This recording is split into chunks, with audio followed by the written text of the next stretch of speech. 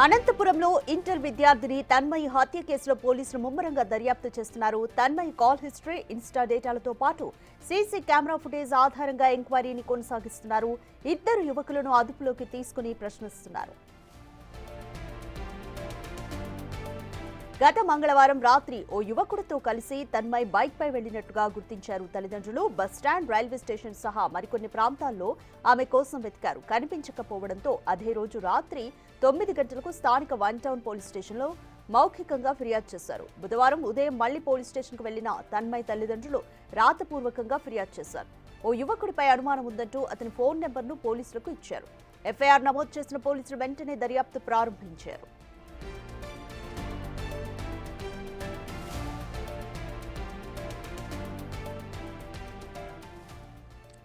More details మా ప్రతినిధి యోగానంద్ అందిస్తారు. యోగానంద్, తన్మయ్ హత్య కేసుకి సంబంధించి పేరెంట్స్ కూడా పోలీసులకు ఒక యువకుడిపై అనుమానం ఉందంటూ అతని నెంబర్ కూడా ఇచ్చారు. ఎవరా యువకుడు? తల్లిదండ్రులు ఏం చెప్తున్నారు? రాధిక, అనంతపురంలో ఇంటర్ విద్యార్థిని తన్మయి హత్య కేసులో సంచలన విషయాలు కూడా పోలీసులు వెలుగులోకి తెస్తూ ఉన్నారు. ముగ్గురు యువకుల్ని ప్రస్తుతానికి అదుపులో తీసుకోవడం సమాచారం అవుతుంది. నరేష్, దినేష్, బాల అనే యువకుల్ని కూడా పోలీసులు అదుపులోకి తీసుకున్నారు. వారు ముగ్గురిని కూడా ప్రశ్నిస్తూ ఉన్నారు ప్రస్తుతం అయితే ఇందులో నరేష్ అనే వ్యక్తి పైన అనుమానం ఎక్కువగా పోలీసులకు ఉందని చెప్తున్నారు. ఎందుకంటే నరేష్ అనే వ్యక్తి చివరిసారిగా ఆమెతో ఫోన్ మాట్లాడడం, అదేవిధంగా బైక్ లో ఎక్కించే వెళ్ళాడు కూడా అతనే ఉండొచ్చు అంటూ కూడా పోలీసులు అనుమానం వ్యక్తం చేస్తూ ఉన్నారు. అయితే బ్రాహ్మణపల్లె దగ్గర ఈ అమ్మాయిని అతి కీలకంగా బీరు బాటలతోనూ ఒక రసాయనిక ద్రావణం పోసి అంటించి ఉంటారంటూ కూడా అనుమానం వ్యక్తం చేశారు పేరెంట్స్. అయితే ఇవన్నీ కాదు, కేవలం బీరు బాటలతో కొట్టి చంపారంటూ కూడా సిఐ ప్రాథమికంగా పోలీసులు చెప్తున్న పరిస్థితి ఉంది. ప్రస్తుతం అయితే ఈ ముగ్గురు యువకుల్ని కూడా ఎస్పీ ఆఫీసులో ఉంచి ప్రత్యేకంగా విచారణ కొనసాగిస్తున్నారు.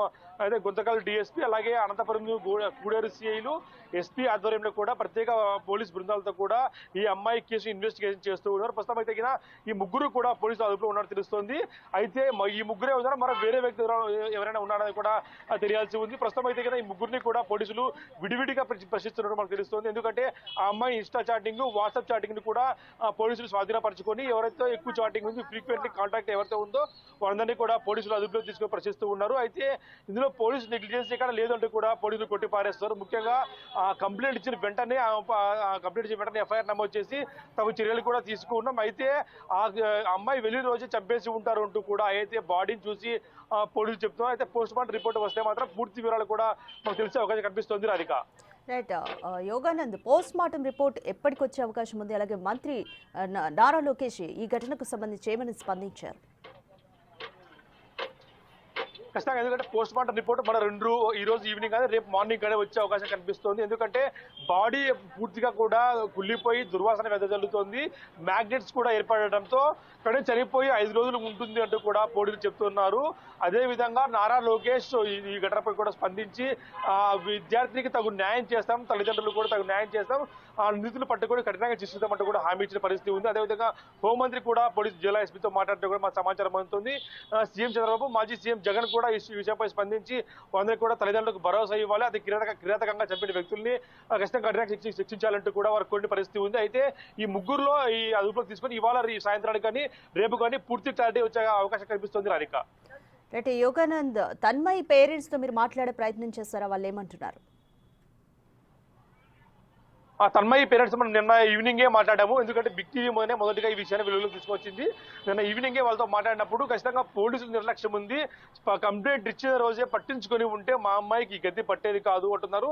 అదేవిధంగా మిగిలిన అమ్మాయిలకి ఎవరికి ఇట్లాంటి గతి రాకుండా వారిని ఉరి తీయాలంటూ కూడా వాళ్ళు డిమాండ్ చేస్తున్న సందర్భం కనిపిస్తోంది.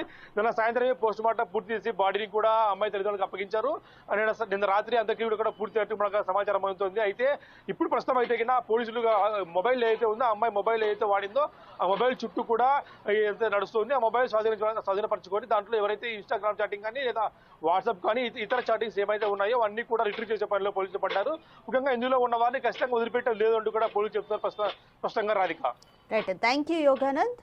ఇంటర్ విద్యార్థిని తన్మయ్ హత్య కేసులో పోలీసులు దర్యాప్తును ముమ్మరం చేస్తున్నారు. అయితే ఆమె కాల్ హిస్టరీ, ఇన్స్టా డేటాలను కూడా వారైతే పరిశీలిస్తున్నారు. ఇప్పటికే పేరెంట్స్ ఒక యువకుడిపై అనుమానం ఉందంటూ కూడా నెంబర్ ఇచ్చారు. యువకులను అదుపులోకి తీసుకునే పనిలో ఉన్నారు పోలీసులు.